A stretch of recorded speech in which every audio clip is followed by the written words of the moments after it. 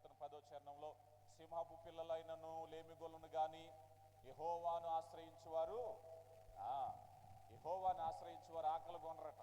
గమనించండి, ఒకవేళ సింహపు పిల్లలకైనా ఆకలేస్తుంది, యెహోవాను ఆశ్రయించేటటువంటి వారికి ఆకలి అనేది లేదట.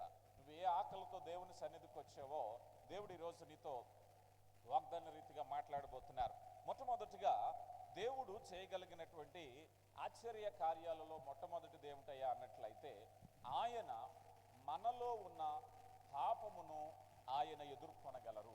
జాగ్రత్తగా గమనించండి. మానవునికి ఉండేటువంటి పెద్ద సమస్య ఏంటంటే, ఈరోజు మానవునిలో పట్టి పీడిస్తున్న జాడ్యం ఏదైనా ఉంది, వదిలించలేనిది ఏదైనా ఉంది అని అంటే కేవలం పాపమే. ఈరోజు ఒకప్పుడు భయంకరమైనటువంటి రోగాలు సైతము రాను రాను ఔషధాలు కనుక్కుంటున్నారు కదా. మనం ఈ మధ్య చూసాం, కరోనా వచ్చిందంటే చచ్చిపోయింది అన్నారు, అంతే కదా. ప్రారంభంలో మీరు విన్నారో లేదో, ఎవరికైనా కరోనా వచ్చింది అన్నారనుకో నిడ్డిలు పాది ఏడ్చేవారు. ఎందుకని ఇక వచ్చిందంటే ఇక మనిషి చేయి దాటిపోయాడే. కానీ తర్వాత రాను వైద్యపరంగా అభివృద్ధి చెందారు. రాను పర్వాలేదబ్బాయి, కరోనా కూడా ఏం పర్వాలేదు. ఇప్పుడు ఏ పరిస్థితికి వచ్చింది, కరోనా వచ్చిందంటే ఒక జ్వరం, అది ఆ జ్వరం లాంటిది కంగారు పడక్కర్లేదు అన్న కాడకు వచ్చారు. అంటే మనిషి అభివృద్ధి చెందుతూ పరిస్థితులు మార్చుకుంటున్నాడు. ఈరోజు చాలా రకాలైనటువంటి వ్యాధులకి, ఒకప్పుడు పలానా వ్యాధి వస్తే చనిపోతారనుకున్న వాళ్ళందరూ కూడా ఈరోజు చాలా వైద్యాలు, ఒకప్పుడు మనం ఊహిస్తే టైఫాయిడ్ వస్తే ఆల్మోస్ట్ చచ్చిపోయినంత పని, విష జ్వరాలతో లక్షలాది మంది చనిపోయేవారు. ఈ మధ్య మనకి టైఫాయిడ్లో 1-2 ఇంజక్షన్లు చేస్తున్నారు, 1-2 రోజులు రెస్ట్ తీసుకుంటారు, బాగానే ఉంటున్నారు కదా. చాలా రకాలైనటువంటివి. కానీ మనిషి ఎంత అభివృద్ధి చెందినా పాపం అనే రోగం నుంచి మాత్రం విడుదల పొందలేకపోతున్నాడు. మనిషి పాప బంధకాల నుంచి విడుదల పొందలేకపోతున్నాడు. అది రహస్య పాపమే కావచ్చు, బహిరంగ పాపమే కావచ్చు, పాపపు గుణమే కావచ్చు, పాపపు తలంపులే కావచ్చు, పాపిష్టి ఆలోచనలే కావచ్చు, ఏవైనా కూడా మనిషి వాటి నుంచి బయటపడలేకపోతున్నాడు. మనిషి సామర్థ్యం సరిపోవట్లేదు. మనిషి అనుకుంటాడు పై మాటలు, కానీ మనిషి వల్ల సరిపోవట్లేదు.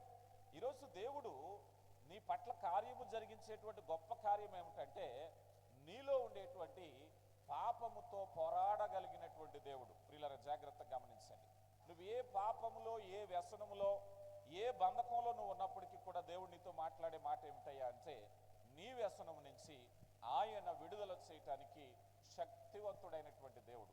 ప్రియులారా, రోగం ఉంటే సరి చేసుకోవచ్చు. ప్రభువారు ఒక చోట అంటారు, నీ కన్ను నిన్ను అభ్యంతరపరిచినట్లయితే, నీ కాలు నీ చెయ్యి అభ్యంతరపరిచినట్లయితే నీ నుంచి తీసిపడే, ఏం పర్వాలేదు. ఎందుకంటే నిత్యరాజ్యంలోనికి వెళ్ళేటటువంటి వ్యక్తిగా ఇవేమీ అడ్డం కాకూడదు. కానీ ఈరోజు మనిషి రోగాలేమీ పాడు చేస్తలేదు. మనిషిని రోగాలు ఔషధాలు ఉంటే బాగు చేసుకుంటాడు, లేకపోతే లేదు. పాపపు రోగంతో ఉండేటువంటి పెద్ద సమస్య ఏంటంటే, నిన్ను నిత్యజీవంలోనికి అడుగు పెట్టకుండా చేసేస్తుంది. నిన్ను నిత్యజీవంలోనికి అడుగు పెట్టకుండా చేసేటువంటి భయంకరమైన మహమ్మారి. ఈరోజు క్యాన్సర్ కంటే భయంకరమైనది, ఎయిడ్స్ కంటే భయంకరమైనటువంటిది, భయంకరమైన పాపాల కంటే భయంకరమైనటువంటిది. దీని నుంచి బయటపడాలి అంటే ఒకటే మార్గము, నీ ప్రభు మాత్రమే, ఆయన రక్తం మాత్రమే. నువ్వు కడగబడాలా, నువ్వు శుద్ధీకరించబడాలా, నువ్వు పవిత్రపరచబడాలా. దేవుడు ఈరోజు నీతో మాట్లాడే మాట ఏమిటంటే, ఆయన మాత్రమే శుద్ధీకరించగలరనే విషయాన్ని గమనించాలి. రండి, యోహాను గారు రాసిన మొదటి పత్రిక 4వ అధ్యాయము 14వ వచనాన్ని చదువుదాం. యోహాను గారు రాసిన మొదటి పత్రిక 4వ అధ్యాయం 14వ వచనంలో, మరియు తండ్రి తన కుమారుని లోకరక్షకుడుగా ఉండుటకు పంపి ఉన్నాడు, మేము చూచి సాక్ష్యమిచ్చుచున్నాము. ఎవరండి ఆయన? లోక రక్షకుడు. జాగ్రత్తగా వినాలి. రక్షించేవాడు, లోకంలో ఉన్న అందరినీ రక్షించేటటువంటి వాడు. జాగ్రత్తగా గమనించాలి. నాకు కొన్ని సంవత్సరాల క్రితం నేను సింగపూర్ దేశంలో ఉన్నాను. అప్పుడు ఒక వ్యాధి వచ్చింది. ఆ వ్యాధి ఏమిటంటే బర్డ్ ఫ్లూ వ్యాధి అనుకుంటా. బర్డ్ ఫ్లూ వ్యాధి వచ్చింది, ఇంచుమించు ఇది కూడా అలాంటి వైరస్సే. ఆ వైరస్లో అక్కడ ఉండేటువంటి స్వజాతీయులందరికీ కూడా చాలా వరకు బర్డ్ ఫ్లూ వచ్చింది. భారతీయులకు వచ్చేది కాదు. చాలామంది శాస్త్రవేత్తలు పరిశీలన చేసి, అబ్బాయి భారతీయులకు ఎందుకు రావట్లేదని పరిశీలన చేస్తే, భారతీయుల ఆహారంలో ఎక్కువ పసుపు తీసుకుంటారు. ఈ పసుపు తీసుకోవటం వల్ల వీరి మీద ఆ వ్యాధి ఎక్కువగా పనిచేయలేదు. అక్కడ ఉండేటువంటి చైనీస్ జాతులు, మరితర జాతుల మీద చాలా అధికంగా వచ్చేది. అప్పుడు ఎలా ఉండేదంటే ఈ భారతీయులు చూస్తే ఎవరు భయపడేవారు కాదు, వీళ్ళ దగ్గర ఏం అలాంటిది ఉండదు కనుకని అప్పటి వరకు భారతీయులు అంటే కొద్దిగా చిన్న చూపు చూసేవారు. ఈ వ్యాధి వచ్చిన తర్వాత భారతీయులు అంటే ఎవరు భయపడేవారు కాదు, వాళ్ళ దగ్గర వ్యాధి ఉండదు అనేటువంటి ఒక నమ్మకం వచ్చింది.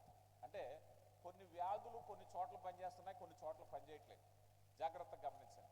కొన్ని వైరస్లో చూడండి, కరోనా కూడా ముఖ్యంగా చిన్నపిల్లలు, బాగా వృద్ధుల మీద, అనారోగ్యం ఉన్నవారే భయపడ్డారు. ఆరోగ్యంగా ఉన్న యవనస్తులకు ఇబ్బంది ఏమీ లేదు, 4 రోజులు చీదుకుంటారు, కడుపు నిండా అన్నం తిని టాబ్లెట్ వేసుకుంటే ఒక 5 రోజులకు మామూలు అయిపోతారు. వైరస్ అందరికీ ప్రభావం ఏం చూపించదు. బాగా ఏదైనా అనారోగ్యం ఉన్నవాళ్ళు, ఊపిరితిత్తుల ప్రాబ్లం ఉన్నవాళ్ళు, వృద్ధులైనటువంటి వారు జాగ్రత్తగా ఉండాలనేటువంటిది హెచ్చరిక.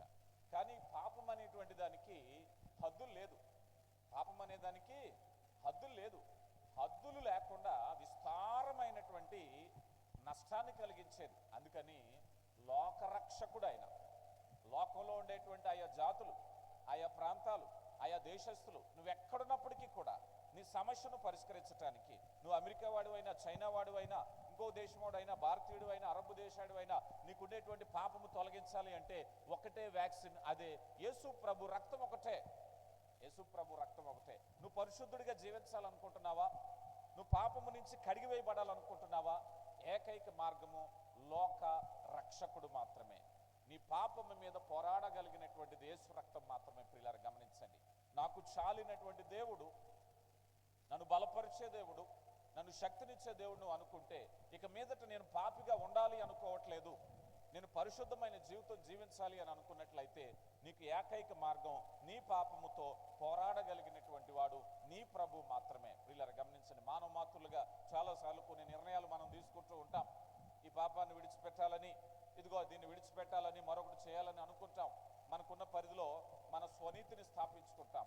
కానీ ఆ స్థితిని గురించి మనం ఆలోచన చేసినట్లయితే అది కేవలము ప్రభు ద్వారా సాధ్యమే. మత్తయి సువార్త 1:21 ఆయన తన పాపముల నుంచి వారి ప్రజలను ఆయన కాపాడును, రక్షించును, అందుకని ఆయనకి యేసు అని రక్షకుడు అని పేరు పెట్టుదు. గమనించండి. ఆయన వారి పాపముల నుంచి. ఈరోజు నీ పాపముతో పోరాడేటువంటి వాడు నీ దేవుడు. ఒకవేళ నీ జీవితాన్ని ఒకసారి నువ్వు పరిశీలన చేసుకో. నీ జీవితాన్ని జీవించేటప్పుడు నీ జీవితంలో నీకు పాపంగా అనిపిస్తుందా? కొన్నిసార్లు మన జీవితాల్లో మనకే అసహ్యకరమైన పనులు ఉంటాయి. ఎందుకు నాకు ఈ జీవితం, ఎందుకు నాకు ఈ బలహీనత, అనేక మందితో అనిపించుకుంటున్నాను. చాలా మంది వ్యసన పరులు, బలహీనతలో ఉన్న వాళ్ళ గురించి చూసి జాలి పడాలి అంటే వాళ్ళు వాస్తవానికి ఎంతమంది తిట్టినా, ఎంతమంది విమర్శించినా అందులోనే జీవిస్తూ ఉండేటప్పుడు వారికి మాత్రం పౌరుషం ఉండదా అంటే చాలా పౌరుషం ఉంటుంది.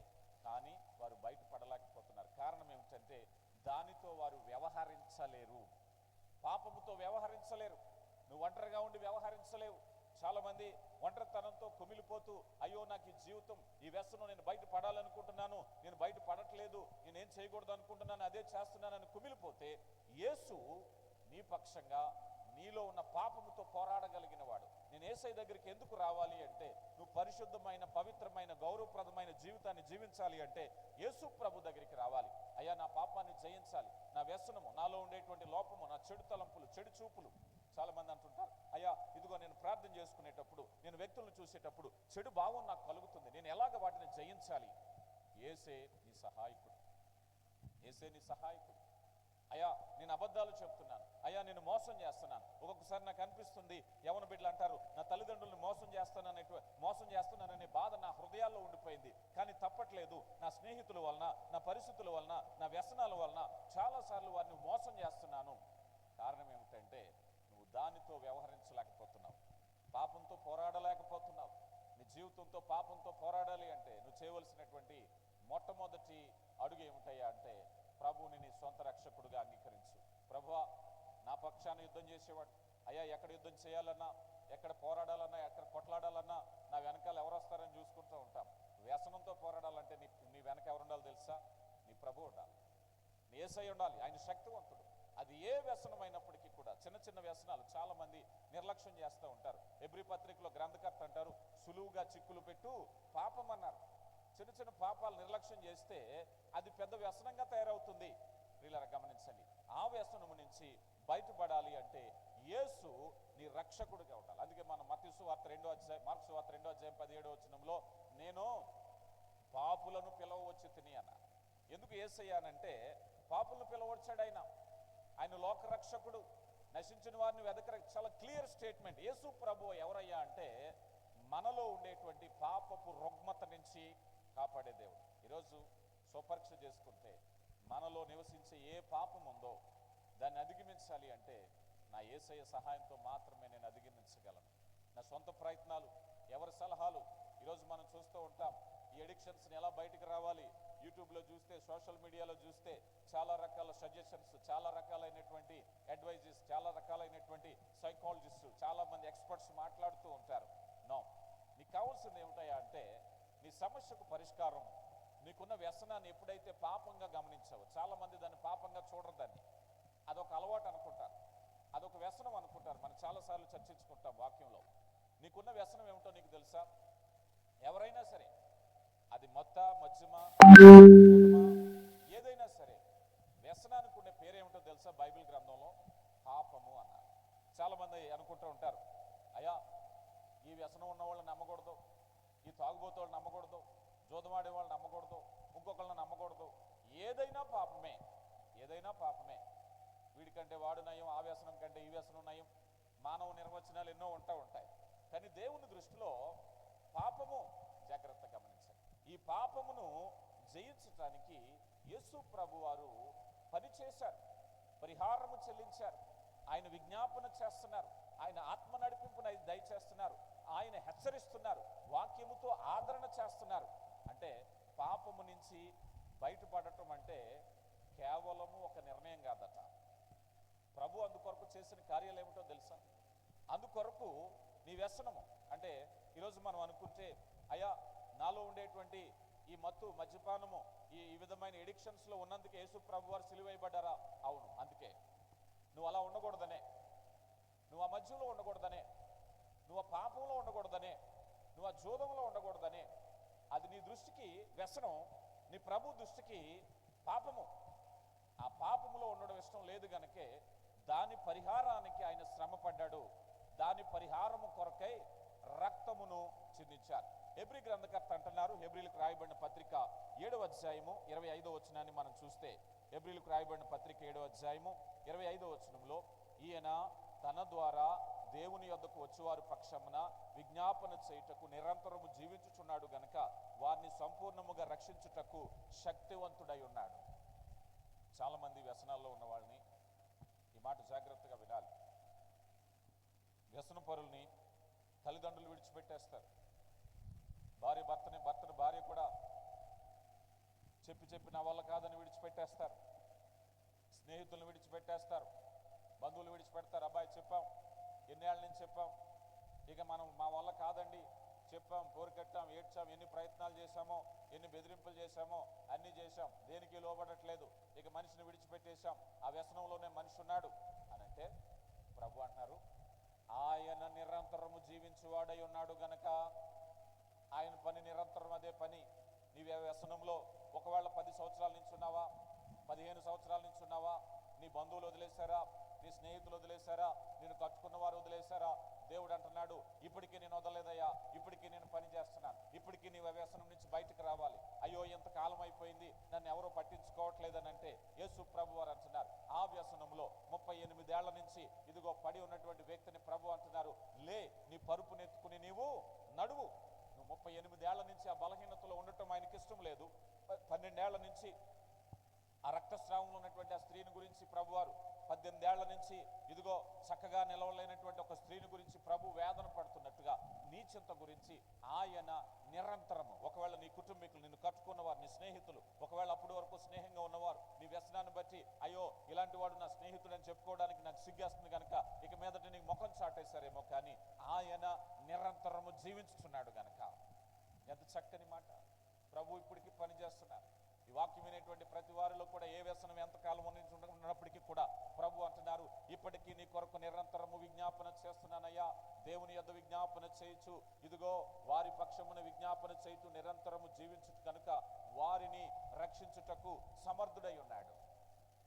తల్లిదండ్రులు విడిచిపెట్టిన, బిడ్డలు విడిచిపెట్టిన, స్నేహితులు విడిచిపెట్టిన, నాన్నవారు విడిచిపెట్టిన, ఆయన నిరంతరము నీ కొరకు అయ్యో నా బిడ్డలు మారు మనసు పొందాలి, పాపం అనేది, అందుకని నీ జీవితంలో ఉండేటువంటి పాపము నుంచి విడిపింపబడ్డానికి నీ ప్రభువు శక్తివంతుడు. ఆ ప్రభు దగ్గరికి ఎందుకు వెళ్ళాలి? చూస్తూ ఉంటాం. చాలామంది గృహాల్లో వ్యసన పరుల విషయంలో ఉండేటువంటి పెద్ద నష్టం ఏమిటంటే కుటుంబీకులు చీదరించుకోవటం, స్నేహితులు చీదరించుకోవటం, దగ్గరున్న వారు చీదరించుకోవటం, నీ ముఖం నాకు చూపించుకో, వెళ్ళు విసిరు కొట్టినట్టు మాట్లాడటం. వారిలో మార్పు రాకపోవడానికి గల కారణం ఏమిటంటే ఇక ఎప్పటికీ కూడా నన్ను మంచిగా గుర్తించరు. ఒకవేళ వెళ్ళి నేను మారాలి అనుకుంటే నీ ముఖం మారుతుందా చూద్దాంలే, నువ్వు మారినప్పుడు చూద్దాం, నీ బతికేటప్పుడు చూద్దాంలే, ఎన్నిసార్లు చెప్పావు ఇలాగా, నీ స్టోరీలు ఎన్నిసార్లు విన్నాం, నీ కథలు ఎన్నిసార్లు చెప్తావు, మళ్ళీ ఏమన్నా అవసరం వచ్చి మళ్ళీ ఇంకో కొత్త డ్రామా మొదలు పెట్టావా, వెళ్ళిక్కడి నుంచి. మనిషి కృంగిపోతా. ఈరోజు ప్రభు నీతో మాట్లాడుతున్నారు. దయగల మాటలు మాట్లాడే ప్రభు నీతో మాట్లాడుతున్నాడు. నీ తరపున నిరంతరము విసుగు చెందక, రోగుల కొరకే వైద్యుడైన, నశించిన దాన్ని వెదకి రక్షించడానికే వచ్చారు. పాపుల దేవుడు. లోకం ఒకవేళ హేళన చేసినప్పటికీ నిజమే, నీ కొరకే వచ్చారు. నువ్వు ఆ పాపములో ఉండటం అనేది ఆయనకి ఇష్టం లేదు గనక ప్రభు నీతో మాట్లాడుతున్నారు. ప్రియులారా గమనించు. అందుకని నీ పాపము నుంచి బయటపడడానికి గల కారణం ఎవరో తెలుసా? కొన్నిసార్లు అంటూ ఉంటారు కొంతమంది, అయ్యా నేను ఈ వ్యసనంలో నిలబడడానికి ఎవరి కారణమో తెలుసా? నా తల్లిదండ్రుల వల్ల, నా భార్య వల్ల, నా భర్త వల్ల, నా స్నేహితుల వల్ల, నా వ్యాపార నష్టం వల్ల, నా అప్పుల బాధ వల్ల నేను ఈ నష్టంలో పడిపోయాను నువ్వు అంటే ప్రభు గురించి ఎప్పుడైనా ఆలోచన చేసావా? అందరి కారణాలు చెప్తున్నావు కానీ నీ ప్రభు గురించి ఆలోచన చేయటం మొదలుపెట్టు. నీ ప్రభు నీ జీవితాన్ని ఎలా మార్చబోతున్నాడో చూస్తున్నావు. ఒకవేళ మనుషులు మోసం నిన్ను వ్యసనంలోకి నెట్టేసిందేమో కానీ నీ ప్రభు ప్రేమ వ్యసనం నుంచి బయటకు నడిపిస్తుంది. నీ ప్రభు ప్రేమ, నీ ఎడలో ఉండేటువంటి అపరిమితమైన ప్రేమ ఏంటో నువ్వు ఆలోచన చేస్తే, ప్రభువా నా కొరకు విజ్ఞాపన చేస్తున్నావయ్యా, నిరంతరం విజ్ఞాపన చేస్తున్నావా, ఎంతో ప్రేమించావా, లోకానికి మనుషులకు అక్కర్లేదు కానీ నీకు ఇంకా కావాలంటే, అవును నీకోసమే నేను వచ్చానంటారు ఆయన. నీకోసమే నేను రక్తాన్ని చిందించాను, నీకోసమే శ్రమపడ్డాను, నీకోసమే సిలువ వేయబడ్డాను, నిన్ను వెతుక్కుంటా నేను భూమి మీదకి వచ్చానంటారు. కనుక ప్రియులారా, ప్రభు మొట్టమొదటిగా నీ పాపమును పోరాడగలిగినటువంటి వారు. రెండవదిగా మనం చూస్తే ప్రభు చేసేటువంటి రెండవ గొప్ప కార్యము, నా జీవితంలో నా సమస్యను పరిష్కరించగలిగిన దేవుడు రెండవది ఏమిటంటే ఆకర్షణ అన్నారు. ఇది చాలామంది పాపము అని అనుకుంటారు కానీ పాప ప్రారంభానికి ముందు ఉండేటువంటిది ఆకర్షణ. ఆకర్షణ చాలా భయంకరమైనటువంటిది. దీన్నే ఎడిక్షన్ అంటారు. ఎడిక్షన్ ఎలాంటిదంటే శాస్త్రీయంగా అదొక మత్తు. మద్యం తాగిన వాడికే మత్తు ఎక్కుతుంది. ఆకర్షణ ఎలాంటిదయ్యా అన్నట్లయితే ఒక పనికి, ఒక వ్యసనానికి ఆకర్షితుడైనప్పుడు తనలో ఉండేటువంటి, బాడీలో ఉండేటువంటి ఆ సైకాలజికల్, ఆ కెమికల్స్ ఏమున్నాయో అవి మనిషిని ఆకర్షిస్తాయి అన్నమాట. మనం ఏదైనా తోటలో చూస్తాం కదా, చూపునకు రమ్యముగా, ఎందుకు చేస్తున్నావయ్యా ఈ పాపము, అయ్యా నన్ను నేను నియంత్రించుకోలేకపోతున్నానయ్యా, ఈ ఆకర్షణ నన్ను ఏం చేస్తుందయ్యా అంటే, ఈ ఆకర్షణ నన్ను పాపిగా చేస్తుంది, ఈ ఆకర్షణ నన్ను ఒక దయ్యంగా మారుస్తుంది. అది ఎలాగో చెప్పమంటారా? చెప్తాను. లూసిఫర్ గురించి మీరు విన్నారు కదా. లూసిఫర్ గురించి మనకు అందిన సమాచారం ప్రకారంగా ఒకప్పుడు దేవుని యొక్క సముఖంలో ప్రధాన దూతగా ఉండేవాడు. ఈ ప్రధాన దూత తర్వాత కాలంలో అపవాదిగా మార్చబడ్డాడు. దేని కొరకు మార్చబడ్డాడు అని అంటే, తనలో ఉండే ఆకర్షణ. ఏం ఆకర్షణ? నేను కూడా దేవుని వలె హెచ్చింపబడాలి. తన కన్నుల ముందు దేవుని యొక్క సొగసును చూశాడు, తన కనుల ముందు దేవుని యొక్క ఉన్నతమైన స్థితిని చూశాడు, తన కనుల ముందు దేవుని యొక్క ఆ యొక్క దేవదూతల ఆరాధన చూశాడు, ఆకర్షింపబడ్డాడు. ఆకర్షణ భయంకరమైనటువంటిది. ఈరోజు యవనస్తులను పట్టి పీడిస్తున్న సమస్య ఆకర్షణ. స్త్రీలను, పురుషులను పట్టి పీడిస్తున్న సమస్య ఆకర్షణ. ఈ ఆకర్షణ ఎలాంటిదయ్యా అన్నట్లయితే, మనిషి తనకివ్వబడినటువంటి ఇచ్చ, చాయిస్, నిర్ణయము ఎలాగూ ఉపయోగించుకుంటున్నాడనేది మరులుగొల్పబడటమే. ఈరోజు ఒక మనిషి పాపములోకి వెళ్ళిపోవడానికి ఆకర్షణ లాగేస్తుంది. అపవాది లూసిఫర్ ఎలాగొచ్చారు చాలాసార్లు మనం అనుకుంటూ ఉంటాం. ఒక మాట చెప్పాలి అంటే, లూసిఫర్కు ఇవ్వబడినటువంటి అవకాశమే తనను చెడ్డవాడిగా మార్చింది. లూసిఫర్కి ఇవ్వబడిన అవకాశమే, తనకి ఇవ్వబడినటువంటి స్వేచ్ఛే తనను అపవాదిగా మార్చింది. ఈరోజు మనం కూడా చాలామంది వ్యసనపరులుగా మారిపోవటానికి మనకి ఇవ్వబడిన చాయిస్. ఒకవేళ మనం అనుకుందాం, కొంతమంది మన వంటగదుల్లోనే చూడండి, పలానా కూర అయితేనే తినండి అంటారు. అవునా కదా? ఫలానా కూర అంటే ఎంత బాగా వండినా కూడా ఆయనకి ఇష్టం లేదండి, అదైతే తినడానికి ఇష్టం లేదండి. మా అబ్బాయి ఉన్నాడు, నువ్వు ప్రపంచంలో ఎంత మధురమైన చేప తెచ్చిపెట్టినా వాడు తినడాడు. వాడికి చేపలంటే ఏమో తెలియదు, ఒక విధమైనటువంటి హెసిటేషన్ కదా. చాలామంది కొన్ని ఆహార పదార్థాల మీద, కొన్ని ఫ్లేవర్స్ మీద ఇష్టం ఉండదు. అలాగా పాపం మీద ఇష్టం లేని భావం మనిషికి వచ్చేస్తే పాపం చేస్తాడా? ఏమండి, మద్యపానం చూస్తే వాంతులు వచ్చేస్తున్నాయండి అన్నవాడు ఎవడన్నా ఉంటున్నాడా? చెప్పండి కదా. ఈ పాపం మద్యపానాన్ని చూస్తే, ఈ మత్తుని చూస్తే, అబ్బా జోదం అక్కడి నుంచి చూస్తే ఇక్కడ నాకు తలపొడి వచ్చేస్తుందండి అన్నవాళ్ళు ఉన్నారా? ప్రతి మనిషి కూడా, కొంతమంది ఉన్నారు కాదనలేము, కానీ ప్రతి మనిషి కూడా అలాంటి భావానికి వచ్చేస్తే పాపం చేసేవాడు ఎవడో, ఇంకెవడో పాపం చేయడు. దేవుడు మనిషి తలంపులను అలా పెట్టేశాడు అనుకోండి, ఆకర్షణ చూసినప్పుడు అసహ్యం వచ్చేలాగా, విరక్తి వచ్చేలాగా. కానీ అపవాది దగ్గర ఉన్నది, దేవుని దగ్గర ఉన్నది ఏమిటయ్యా అంటే, అపవాది దగ్గర ఉన్నటువంటి మొదటి స్టెప్ ఏమిటంటే ఆకర్షణ, ఎడిక్షన్. దీన్ని ఏమన్నారంటే ఎర అన్నారు. మీకు జాగ్రత్తగా చెప్తాను చూడండి. దేవుడు అంటున్నారు కదా, వేవేల పర్వతముల మీద గొర్రెలు, సంపద అంతా నాదే అంటున్నారు. అపవాది దగ్గర ఉందా అది? అపవాది దగ్గర అది లేదు. అపవాది యేసు ప్రభు దగ్గరికి శోధించడానికి వచ్చినప్పుడు ఏం తెచ్చాడు చెప్పండి? ఈ రాళ్లను రొట్టెలుగా. ఏముంది ఇప్పుడు అపవాది దగ్గర? ఏమున్నాయి? పుట్టి రాళ్ళు ఉన్నాయి, నిరుపయోగమైనది ఉంది, అసహ్యకరమైనది ఉంది. కానీ దాన్ని ఆకర్షణగా చూపించే ప్రయత్నం చేస్తున్నాడు కదా. దాన్ని ఏం చేస్తున్నాడు? ఆకర్షణగా. ఈరోజు మనం చూస్తూ ఉంటాం. నేను ఎయిర్పోర్ట్లోంచి వచ్చేటప్పుడు అక్కడ దారిలో సేల్స్ మ్యాన్స్ అడ్డుగా వస్తూ ఉంటారు. సార్ ఇదిగోండి, ఇదిగో ఈ మద్యాన్ని కొనండి, ఈ మద్యాన్ని కొనండి. అవి చాలా అలంకరపూరితంగా ఉంటాయి. ఆ మద్యానికి సంబంధించినటువంటి బాటిల్స్ చాలా ఆకర్షణీయంగా, అంటే పాపాన్ని ఆకర్షణీయంగా మలిచి అమ్ముతున్నారు.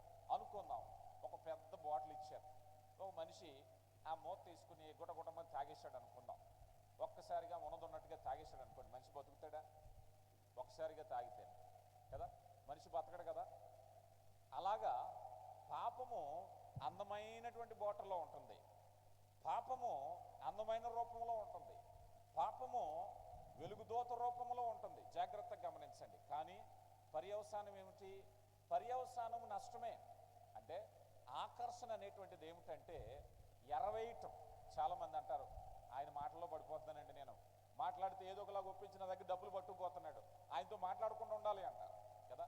ఆయన మాటలు మాయ మాటలు కాసేపు మాట్లాడేసరికి ఎంత వద్దనుకున్నా కానీ ఆ మాటలకు నేను ఏదో ఒకలాగా నేను ఓకే అంటున్నాను, డబ్బులు ఇచ్చేస్తున్నానండి అంటారా లేదా? చాలాసార్లు చాలామందిలో ఉండేటువంటి భావం, దీన్ని ఆకర్షణ అంటారు. ఇప్పుడు ఈ మాట ఎందుకు ఎంత వివరంగా నేను చెప్తున్నానంటే, ఆకర్షణ జయించగలిగిన వారు ఎవరు? ఇది ముఖ్యమైన విషయం. ఆకర్షణ అనేటువంటిది ఎర మాత్రమే. ఒక వ్యక్తి వస్తాడు మనకి బ్యాంక్ నుంచి, అయ్యా ఇదిగో లోను, ఇదిగో ఇన్సూరెన్సు, అన్నీ మంచి మాటలే, అన్నీ మంచి మాటలే. కానీ అనుకున్నట్టు ఉంటుందా ముగింపు? మనం అందులోకి దిగినంతసేపే, తర్వాత తెలుస్తాయి దాని లోపాలు. తర్వాత అనిపిస్తుంది, అయ్యో ఎందుకు వచ్చానండి బాబు నేను, ఏమయ్యా ఇన్ని తెలిసి ఎంత బాధపడుతున్నావు, ఎందుకు కట్టావు, ఈ సీట్లో ఎందుకు, ఈ స్కీమ్లో ఎందుకు వెళ్ళావంటే, ఆ రోజు ఇవన్నీ చెప్పలేదండి నాకు, ఆ రోజు చాలా మంచి మాటలు చెప్పాడండి, నాకేదో ఉపయోగపడుతుంది, పిల్లలకి ఏదో ఉపయోగపడుతుంది, ఇల్లు ఏదో కట్టుకుందామని నేను కట్టానండి, అటు కాకుండా ఇటు కాకుండా అయిపోయిందండి నా బ్రతుకు. అంటే ఏమిటది? ఆకర్షణ. ఆకర్షణ జయించటం అనేది చాలా బాధకరమైనటువంటిది, చాలా ప్రమాదకరమైనటువంటిది. ఆకర్షణలో తొందరపాటు నిర్ణయాలు తీసుకుంటారు చాలామంది. పెళ్ళిళ్ళు చేసుకుని, అబ్బాయి గొడవ జరుగుతుందట, మరి అలాంటప్పుడు ఎందుకు చేసుకున్నావు? ఏమోనండి, ఆ రోజు ఏదో కంటికి అందంగా కనిపించింది చేసుకున్నాను, కుర్రోడు బాగున్నాడని చేసుకున్నామండి, తర్వాత తెలిసింది అన్ని వ్యసనాలే. ఆకర్షణ.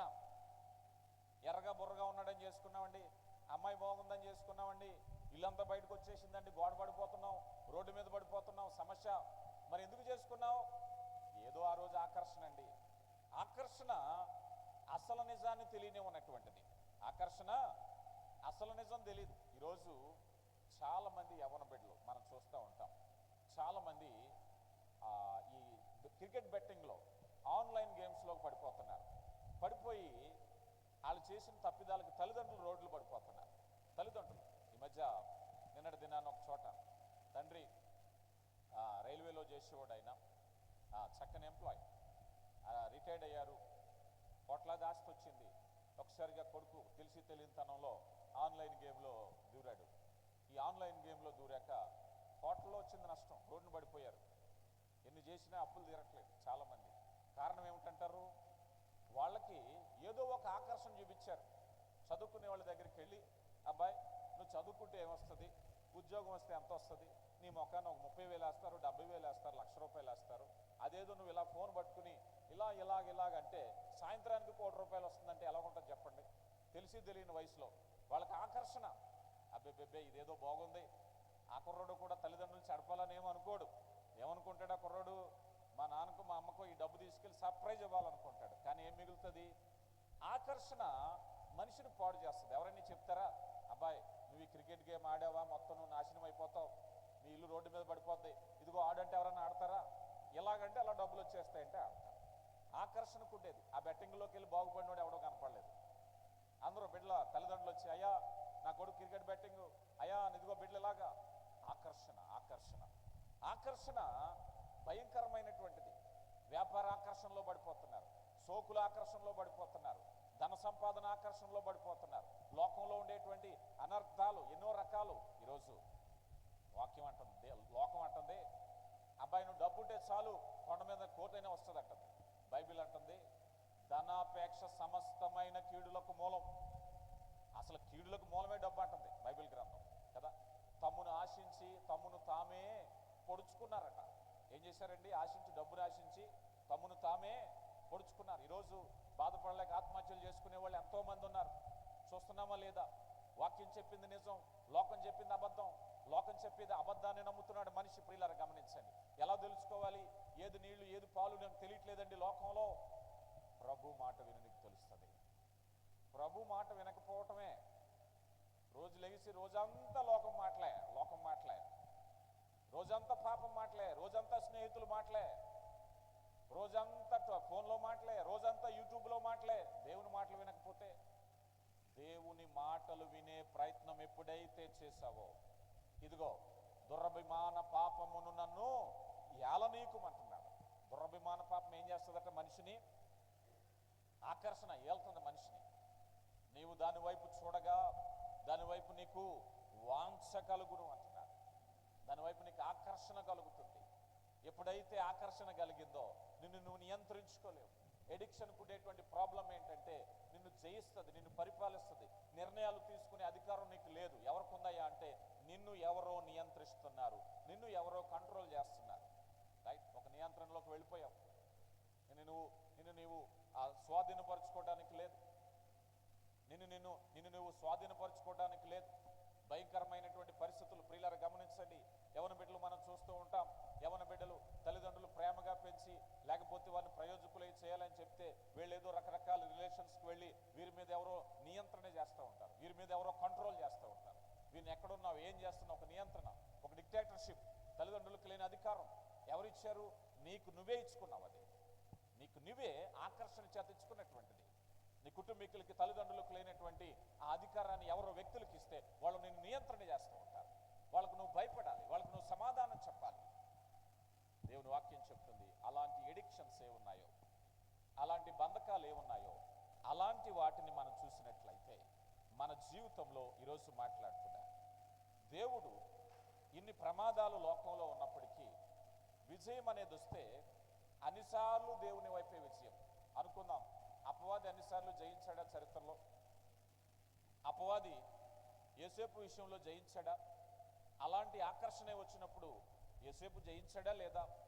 అంటే దేవుని వైపు జయం ఉందన్న సంగతి నువ్వు తెలుసుకో.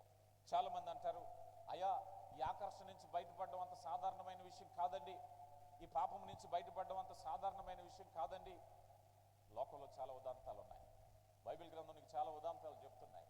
పాపంలో పట్టబడిన స్త్రీని ప్రభువారు అంటున్నారు, ఇక మీదట నువ్వు పాపము చేయక వెళ్ళు. సమరయ స్త్రీ తన జీవితాన్ని మార్చుకుని ఇక మీదట రహస్యమైన జీవితాన్ని విడిచిపెట్టి ఆ గ్రామానికే స్వార్థికురాలైనటువంటి బహిరంగ జీవితాన్ని జీవించడం ప్రారంభించింది. ఈరోజు దేవుడు కూడా నీ బలహీనతల నుంచి విడుదల చేసి నిన్ను ఒక సాక్షిగా దేవుడు నిలబెట్టబోతున్నారు. నీ బలహీనత ఏదైనప్పటికీ మనం చూద్దాం. యాకోబు రాసిన పత్రిక 4వ అధ్యాయము 7వ వచనాన్ని మనం చూస్తే, కాబట్టి దేవునికి లోబడి ఉండుడి, అపవాదిని ఎదిరించుడి, అప్పుడు వాడు మీ యొద్ద నుంచి పారిపోవు. ఎవరికి లోబడాలి? నీ వ్యసనానికి కాదు, నీ ఆకర్షణకు కాదు. చాలా మంది అంటూ ఉంటారు, అయ్యా నేను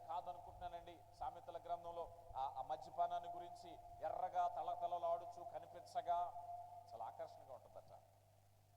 స్నేహితుల మాటలు చాలా ఆకర్షణగా ఉంటాయట. పర్యవసానం ఏంటో తెలుసా? ఆ తలతలలాడేటటువంటి ఆ ఎర్రని మద్యానికి నువ్వు అలవాటు అయిన రోజు, ఒకరోజు నీ ఆరోగ్యాన్ని పాడు చేసిన రోజు, నిన్ను ప్రోత్సహించిన వారు, నిన్ను సహకరించిన వారు, నిన్ను ఆకర్షించే ప్రయత్నం చేసిన వారు నీతో ఎవరో ఉండరు. నీతో మాట్లాడడానికి ఎవరు కూడా సహకరించరు. మరొక దినాన ఒక తల్లి తన ఆవేదన చెప్తుంది. అయా, స్నేహితులందరూ కూడా ఇలా చేశారు. మొన్నటి దినాన ఒక ప్రాంతానికి వెళ్ళారు, ఎక్కడో దూర ప్రాంతానికి వెళ్ళి అక్కడ మద్యాన్ని సేవించారు. వీడి కొత్త మెల్ల పూర్తిగా తాగి స్ట్రో కోల్పోయి పడిపోయాడు. వాళ్ళు ఈయన చూసి సిగ్గుపడి అక్కడ వదిలేసి వచ్చారు. తీసుకెళ్ళిన వాళ్ళు వాళ్ళే. పడిపోతే వాళ్ళకి సిగ్గేసిందట. రోడ్డు మీద పడిపోయాడు, నామోశారు, అక్కడికక్కడే వదిలేసి వచ్చారు. అంతే కదా లోకం. ఏ వ్యసనానికి నడిపిస్తున్నారో ఆ వ్యసనంలో పూర్తిగా బాధ్యత వాళ్ళు వహించరు. నువ్వు పడిపోయిన వేళ చూడండి, తప్పిపోయిన కుమారుడు గురించి మనం చూస్తాం. తన యొక్క ధనమును స్నేహితులతో దుర్వ్యాపారం చేయగా, స్నేహితులు అనే మాట కనిపిస్తుంది మనకి. డబ్బున్నంతసేపు ఎవరున్నారట? స్నేహితులు ఉన్నాయట. ఈ డబ్బు అయిపోయింది, ఇప్పుడు పక్కన ఎవరున్నారు? ఇప్పుడు స్నేహితులు లేరు, పందులు ఉన్నాయి. ఏమైపోయారు స్నేహితులు?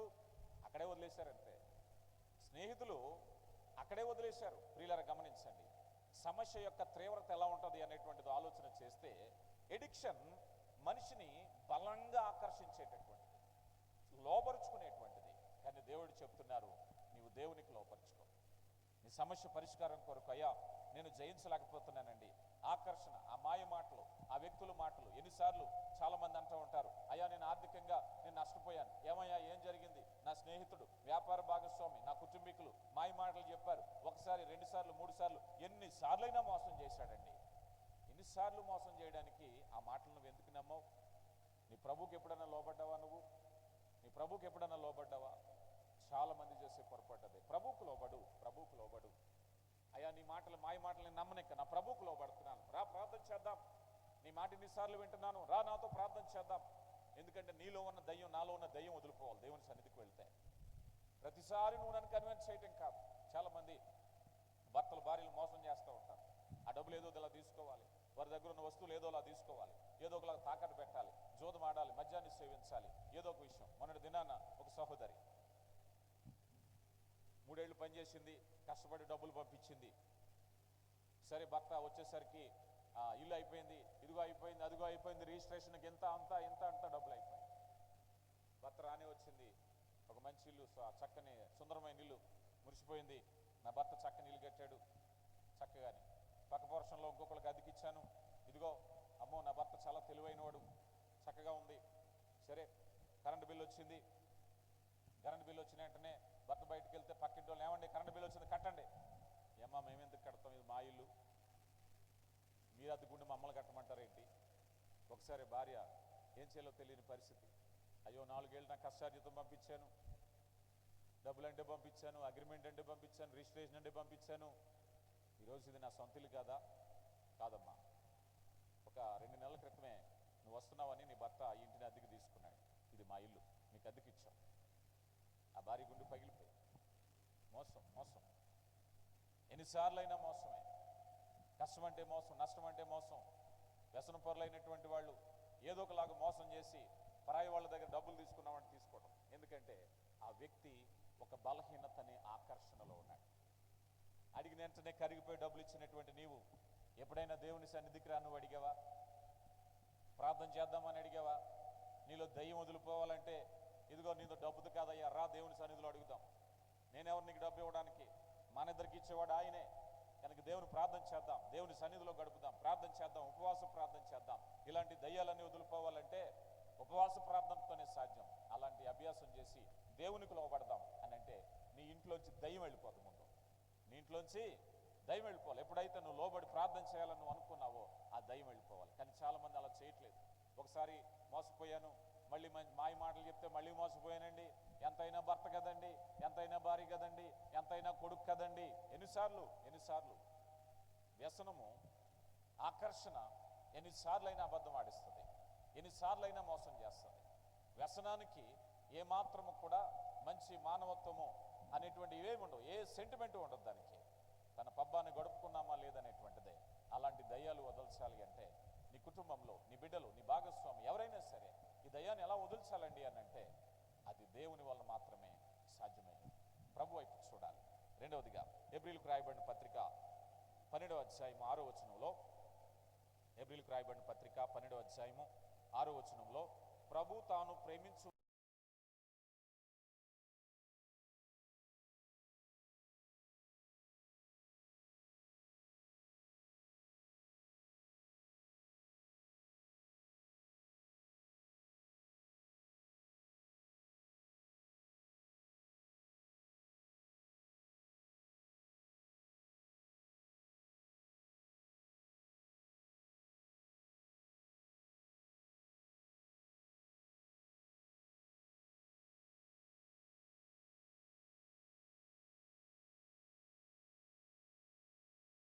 తలంతులు కానీ దేవుని కొరకు ఉపయోగపడాలి అంటే మనలో ఒక సంశయం ఉంటుంది. నేనేమాత్రం తెలివైన వాడిని, నేనేమాత్రం శక్తి కలిగిన వాడిని, నేనేమాత్రం ఉపయోగపడగలుగుతాను, నేనెందుకు నిరుపయోగమైన వాడిని అనుకుంటే ప్రభు నీ శక్తిని అధికం చేయగలిగిన వాడు కదా.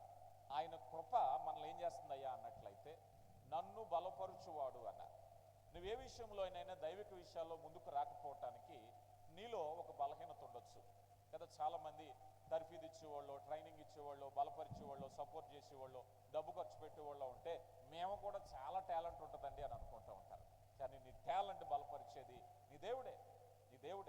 నీ దేవుడి మీద ఆధారపడి, దేవా ఇదిగో నేను ఈ విషయంలో ముందుకు వెళ్ళాలి, నన్ను నీవే బలపరచాలి.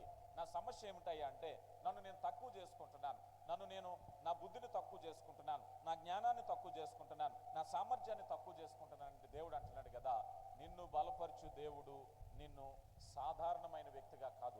బైబిల్ గ్రంథంలో చూస్తే ప్రతిసారి కూడా సాధారణమైన వ్యక్తులనే అసాధారణమైన వ్యక్తులుగా మలిచాడు ఆయన.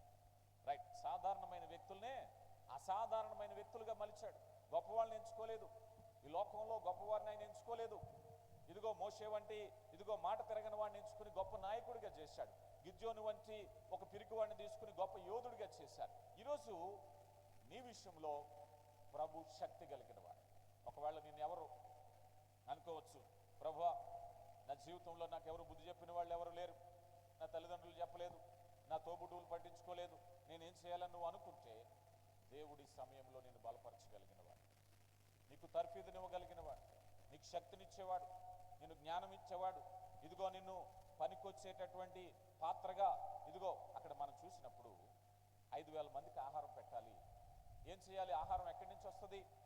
అయ్యా ఒక చిన్న పిల్లోడి దగ్గర 5 రొట్టెలు 2 చేపలు ఉన్నాయి, సరిపోతాయా? సరిపోతాయి. ఇచ్చే స్వభావం నీకుందా? సమయాన్ని వెచ్చించే సమయం నీకుందా? ఈ 5 రొట్టెలు 2 చేపలు ఎందుకని ఆ పిల్లోడు అనుకుంటే కార్యం జరగదు కదా. ధైర్యంతో ఇచ్చాడు. నీకు ఇచ్చిన సమయం, నీకు ఇచ్చిన తలంతు, నీకు ఇచ్చినటువంటి భక్తిభావాన్ని దేవుని సన్నిధిలో ఉపయోగించడం మొదలు పెడితే 5,000 మందికి విస్తరించబడింది. ఆ కొంచెంలోనే గొప్ప కార్యాలు దేవుడు చేస్తారు. నీ సమయాన్ని ఇవ్వగలవా? సమయాన్ని దేవుని సన్నిధిలో గడపగలవా? నీ చిన్న ప్రార్థనే గొప్ప కార్యాలు చేస్తుంది. చాలా మంది వారే నిరుత్సాహపడిపోయి ప్రార్థన లేదు జీవితంలో. నీకు నువ్వు అనుకుంటున్నావా? ప్రార్థన చేసావా? నా వల్ల కాదని వదిలేస్తూ నువ్వు ప్రార్థన చేయి. నీ చిన్న ప్రార్థనే గొప్ప కార్యాలు చేస్తుంది. దేవుడు శక్తివంతుడైనటువంటి దేవుడు. అలాగే చివరిగా చూస్తే నీ సమస్యలను, నీ బాధలను ఆయన ఎదుర్కొనగలిగినటువంటి దేవుడు. ప్రియులారా గమనించండి. ఎందుకంటే ఈరోజు చాలామంది కలవరపాటుతో ఉన్నారు. కలవరపాటే భయం, కలవరపాటే నీలో ఉండేటువంటి సమస్య. ఏదో ఒక సమస్యను బట్టి కలవరపడి ముందుకు వెళ్ళలేకపోతుంటే ప్రభు అంటున్నారు కదా, నీ కలవరపాటు నుంచి. అందుకే మనం యోహాను సువార్త 14వ అధ్యాయం 1వ వచనంలో కలవరపడకండి, అధైర్యపడకండి, ఎందుకంటే ఆయన ధైర్యాన్ని ఇస్తున్నాడు. ఈరోజు నీ జీవితంలో కలవరపాటే నీ సమస్య అయినట్లయితే, అయ్యా నా జీవితంలో నేను ముందుకు వెళ్ళలేకపోతున్నాను, నా సమస్య అనేటువంటిది పరిష్కారం కావట్లేదండి, ఎన్ని ప్రయత్నాలు చేసినా అంటే ప్రభు చెప్తున్నారు, నీ సమస్యను ఎదుర్కోవటానికి నీ తరపున ఆయన పని చేయగలడు. ఒకవేళ నీ సమస్యను ఎదుర్కోవడానికి నన్ను అందరూ విడిచిపెట్టారని నువ్వు అనుకుంటే, నాతో ఎవరు కలిసి రావట్లేదండి నా సమస్యను పోరాడడానికి, నేను ఒంటరిగానే పోరాడాలి అని అనుకుంటే ప్రభు నీ పక్షంగా ఉన్నాడు. పౌలుని గురించి అనేక మంది చంపడానికి ప్రయత్నిస్తున్నారు. రోమాలో ఆయన బంధించారు. పౌలు అంటున్నారు, ప్రభు నా పక్షంగా ఉన్నారు గనక నేను ధైర్యంగా నిలబడ్డాను. పట్టణం అంతా వ్యతిరేకమైపోయారు, ప్రభుత్వం అంతా వ్యతిరేకమైపోయారు, ఒక్కడిగా ఉన్నాడు. అప్పుడు అంటాడు, ప్రభు నా పక్షంగా నిలిచి ఉన్నాడు.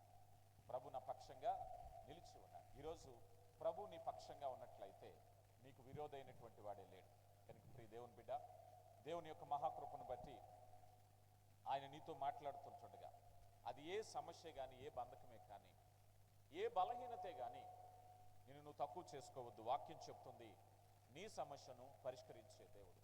ఏ సమస్యతో, ఏ బంధకంలో నువ్వు కృంగిపోతున్నావో లేవనెత్తడానికి ఆయన ఇష్టపడుతున్నారు.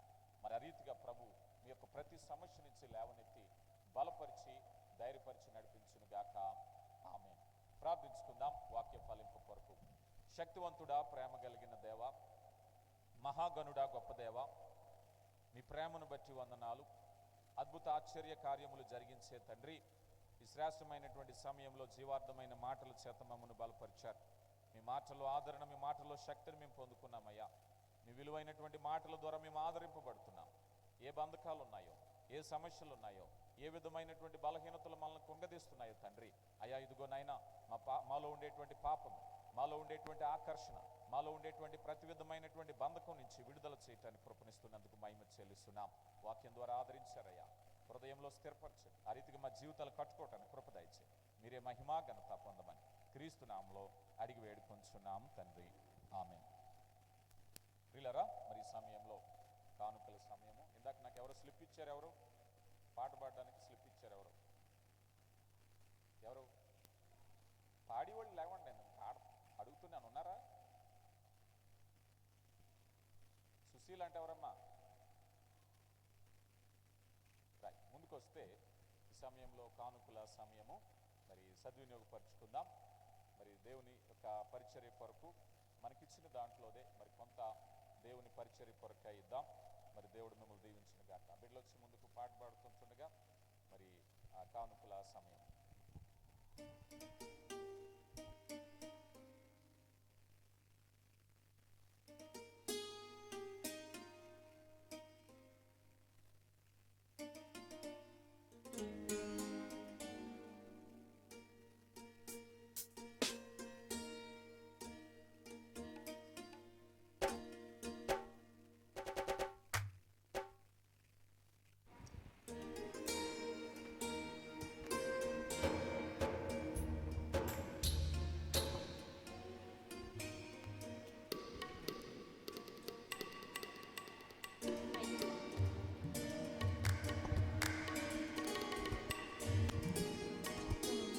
Praise lord.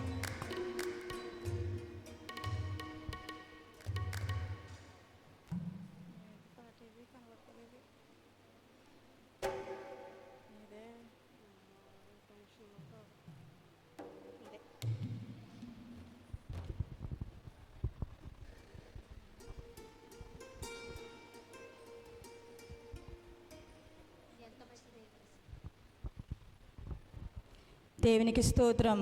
హల్లెలూయా, హల్లెలూయా. ఎంత మంచి దేవుడవేసయ్యా,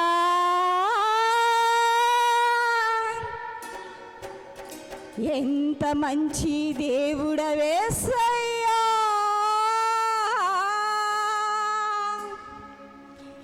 చింతలన్నీ తీరేనయ్యా నిన్ను చేరగా. ఎంత మంచి దేవుడవేసయ్యా, నా చింతలన్నీ తీరేనయ్యా నిన్ను చేరగా. ఎంత మంచి దేవుడవేసయ్యా,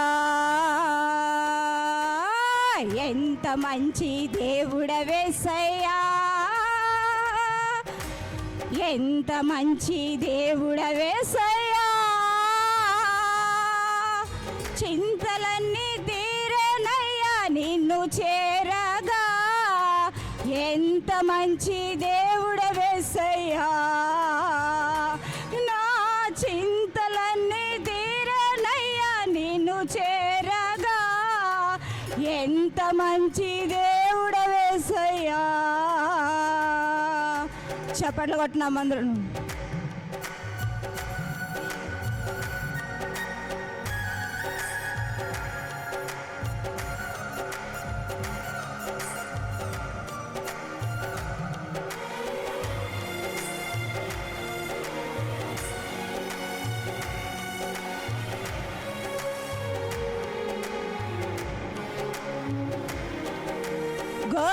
పాపినైనా నేను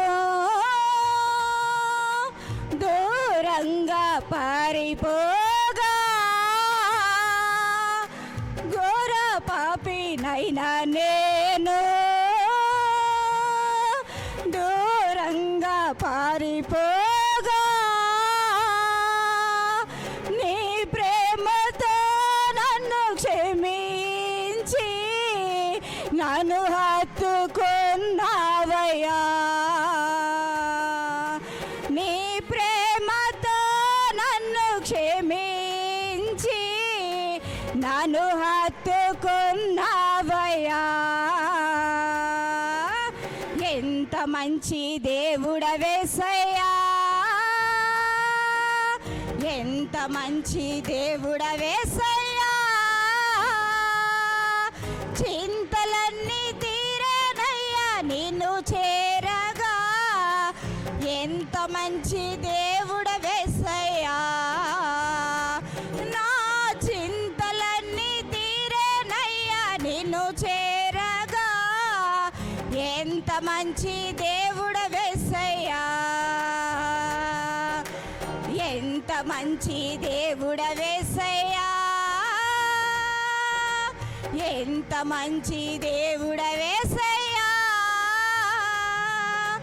చింతలన్నీ తీరేనయ్యా నిన్ను చేరగా, ఎంత మంచి దేవుడవేసయ్యా. హల్లెలూయా, హల్లెలూయా, హల్లెలూయా, హల్లెలూయా.